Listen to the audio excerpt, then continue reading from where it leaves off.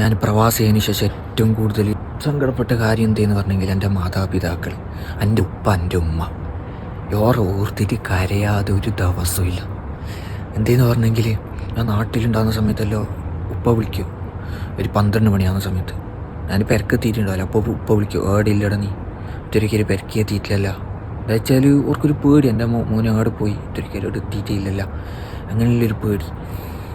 അപ്പം ഞങ്ങൾക്ക് ഭയങ്കര ദേഷ്യമാണ്. അപ്പോൾ ഞാൻ ഇങ്ങനെ പറഞ്ഞു, ഞാനിപ്പോൾ എത്തുപ്പാ, കുറച്ച് വെയിറ്റാക്കി, ഞാൻ ഇപ്പോൾ എത്തും, അവിടെ പോയിട്ടൊന്നുമില്ല, ഇവിടെ തന്നെ ഉണ്ട്. ഇപ്പം ആണെങ്കിലും ഇവിടെ പ്രവാസിയതിനു ശേഷം ഇവിടെ പറയാനും ആളില്ല, ചോദിക്കാനും ആളില്ല. രാത്രി സമയങ്ങളിൽ ഓരെക്കുറിച്ചിട്ട് ചിന്തിക്കാതെ ഒരു ദിവസമില്ല. എല്ലാവർക്കും ഉണ്ടാവില്ല അങ്ങനത്തെ ഒരു മാതാപിതാക്കൾ. ഇപ്പോൾ എന്ത് എൻ്റെ പറയൽ, അങ്ങനത്തെ ഒരു മാതാപിതാ, എൻ്റെ പൊന്നു, എൻ്റെ ഉപ്പ, എൻ്റെ ഉമ്മ. എന്നാലും ഞാൻ മുമ്പ് ചിന്തിച്ചിട്ടുണ്ട്, എൻ്റെ സമ്പാദ്യത്തിൽ നിന്ന് ഓർക്ക് കുറച്ച് മാറ്റി വെച്ചിട്ട് ഓർക്ക് കുറച്ച് കൊടുത്തിട്ട് ഓരൊരു പുഞ്ചിരി കാണുന്നു. ആ പുഞ്ചിരി ഇപ്പോൾ കാണുന്നുണ്ട്. അത് കാണുമ്പോൾ നമുക്ക് ഭയങ്കര സന്തോഷമാണ്. പക്ഷെ ഓർ വിട്ട് നിൽക്കുമ്പോൾ അതിനേക്കാൾ ഭയങ്കര സങ്കടം തോന്നും. എന്തെൻ്റെ പറയലല്ലേ ഒരു പ്രവാസ ജീവിതം. അല്ലാഹ്.